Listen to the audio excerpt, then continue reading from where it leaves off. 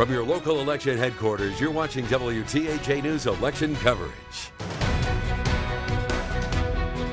Welcome back into your local election headquarters. This is the election hub.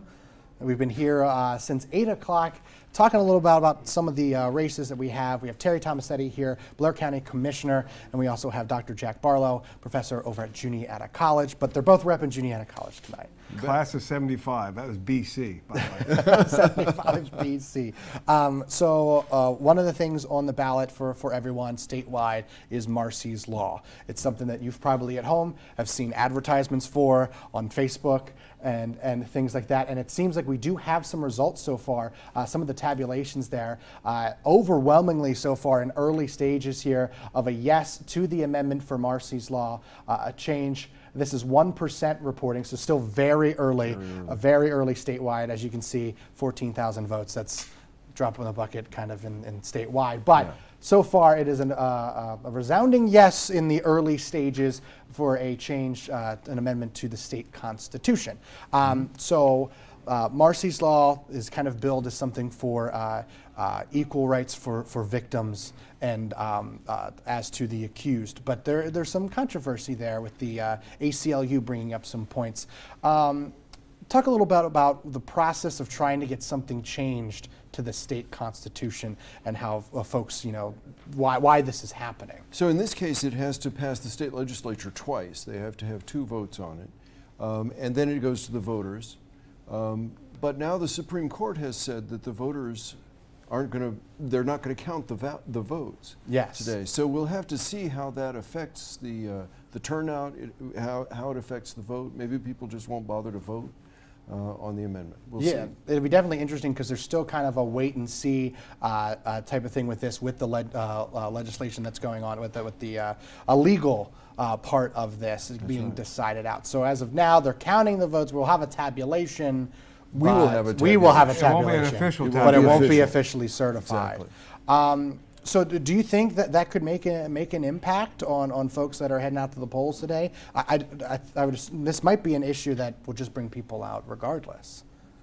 I don't know what to say on that. All I'd indicate, if they're telling people that it's not going to be certified, it's probably going to discourage people from voting on that issue. That's right. I think it's one that people almost knee-jerk vote in favor of it because it just sounds right. It sounds fair.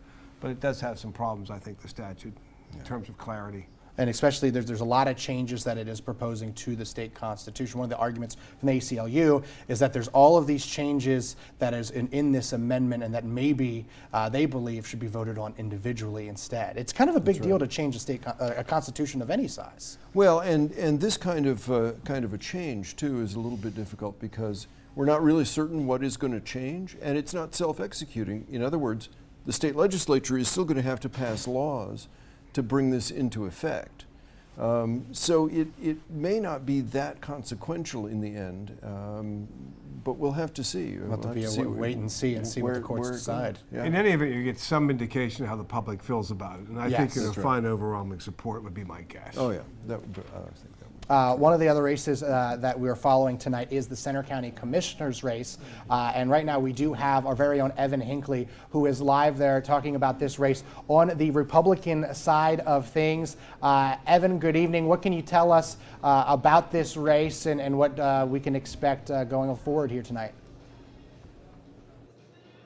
Well, good evening, Jordan. I'm at the Hofbrau right now in downtown Bellefonte. It was originally planned to be the site of the watch party for both the Republican candidates, Steve Dersham, and Chris Exarchos. However, we've since found out that those plans have been canceled for the moment, but after speaking with both candidates, they have not canceled their hopes of winning this evening. A little bit of background on both of them. Steve Dersham has served for 4 consecutive terms as Center County Commissioner. That's a total of 16 years, so for a long time, and part of that time he served as chair. Currently, he's a current commissioner, but in the minority as a Republican.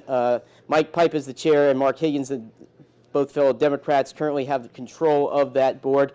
A little bit on Chris Exarchos. He served for 2 terms as commissioner during his time, but neither of those terms, my understanding, were consecutive and both in the past. But both of them, a main point of their platform is running for Center County Commissioner fiscal responsibility. Two main key talking points they've had is one, a $5 fee for vehicle registration. They're against that, saying that it's not the county's business to be giving such a fee that current commissioners are using to make improvements specific to roads and bridges. But again, Exarchos and Dersham feel that that's PennDOT's business, that's the state's business, and this fee is overstepping the bounds of what commissioners should do. They also disagree with a solar array that was already approved to be put on the county jail's property specifically. Again, just a few talking points there. Again, no numbers have come in on this race as of now, but we'll continue to keep you updated tonight at 11 p.m. So we'll send it back to you in the studio there, Jordan. Evan, thank you very much for the insight on that race. Kind of interesting, Chris Exarchos jumping back in order to go for another term, a third term there after there's some space there. But they talked a little bit about some of the talking points when it comes to being a commissioner. You have a little bit of insight here about being a commissioner. Just a little bit, you think? A little. A little. They talked about fiscal responsibility a little bit. Budgets and stuff, it's a very complicated thing. Can you talk a little bit about how much you guys, I mean, this is kind of your bread and butter here when it comes to commissioners. You guys are the budget guys. How tough is it to weigh, some of these decisions that come across It's your very desk? difficult. When we sold Valley View Home and did reassessment, the issue was no longer whether you had sufficient funds. We were able to take care of the pension and all those things by doing that. But the issue becomes, what do you need to do? And what's going to be the impact on the public? And that's always a very difficult issue. In the past, it was, can we just survive? Well, now we're in the area of being a little bit more normal, which is, what do you need to do, but what can the taxpayer handle? You just don't want to be burning them. So that's a big issue in the process, and that's going on right now. Could we do a 5% or a 10% tax increase? Certainly, there's the room to do that. But doing that on top of what we've done in Blair County, trying to resurrect other problems, take care of it, that'd be a pretty significant hit on the taxpayer. Center County, on the other hand, has great growth. And, we're all jealous of Center County. They have great growth. They've never had those problems, so they're able to, they're just in better shape than we are financially, and it makes it easier for them. But fiscal responsibility is always, fiscal responsibility and public safety are your two big issues as a commissioner. We do have David Kaplan standing by. He is covering the Democratic side of this race. So let's go live now to our very own David Kaplan. You have two incumbents on this side. David, what can you tell us about them? Well, Jordan, as you can imagine, it's been a very full day for Center County Commissioners Mark Higgins and Michael Pipe. They've been to voting precincts today in Boalsburg, to Bellefonte, to Ferguson Township. That's on top of going to the regular weekly commissioner meetings. They say voting day is a great day to meet the people they serve and see the fruits of the labor from all their campaigners. Election day is an amazing opportunity as a candidate, as a citizen, when you're greeting people when they come to vote, asking them what their ideas are, thanking them for voting, and encouraging them to bring more people into the process. We've had hundreds of people from throughout the county helping us out with this. A lot of energy. Kind of almost felt sometimes like the wind was at our back a little bit. But, we've had a lot of positive feedback from the citizens. They've liked the things we've done. Commissioners tell me they've heard from lots of people today. This is the first time they've voted, which is great to hear. They're saying for a municipal election, which you don't always get a large turnout from that. So that's the latest here that I'm hearing from Commissioner Pipe and from Commissioner Higgins. And we'll be at their election party and have more for you tonight at 11. In State College, David Kaplan, WTAJ News. All right, thank you, David, and we'll check in with David and Evan later this evening as more results come in with those parties. I wonder, can we pull up, we do have some numbers for that race, if we can pull them up and take a look at some of the results so far. We have Stephen Dersham in the lead on the Republican side there with 32%. Obviously, it's very early returns, 1% in there, so obviously still very early of what we're seeing, but he's leading the total pack there.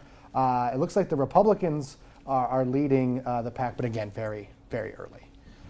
there. Well, we had a lot of people who didn't like the $5 fee, and if that's a big issue, that could play up there. It was helpful for us. We have 60-some bridges. We have roads we couldn't take care of. We parlayed it into some work we can do on the road going through Claysburg, which, as I said, looks like it's part of the bombed out area of Europe. It's so bad. And it helped us out to parlay into about $2 million from the state. But our situation is different from theirs up there. Exactly. They don't have those roads. They don't have those bridges. We do. Yeah, and obviously, I mean, with all the different races, different counties have different issues. They have different issues that motivate people to come out. It's nice to hear that the commissioners were saying, at least from what they're hearing, that first-time voters were coming out. Obviously, we want people to come out. For some, that's good. For some, that's good. It's not. Yeah, for some, that's Let's good. be real in about a political that. process, yeah, I guess. Yeah. If you're on the side of running, maybe that's not as good news. It'd be good or bad But depending for the country as a whole, Yes, it is. there we It's- go. Yeah, You don't for get the the future. turnout. Yeah. And actually, one of the problems, I think, is there's too many offices to vote for local municipal elections. Pennsylvania has the third highest number of local governments that you vote for. It's just crazy. There's just too much. There's so many offices. All right, well, that's it for us right now. So we will go back and deliberate, look at some more results before we come back. This is your local election headquarters on WTAJplus.com. We will see you again in just about 15 minutes or so. We'll see you then.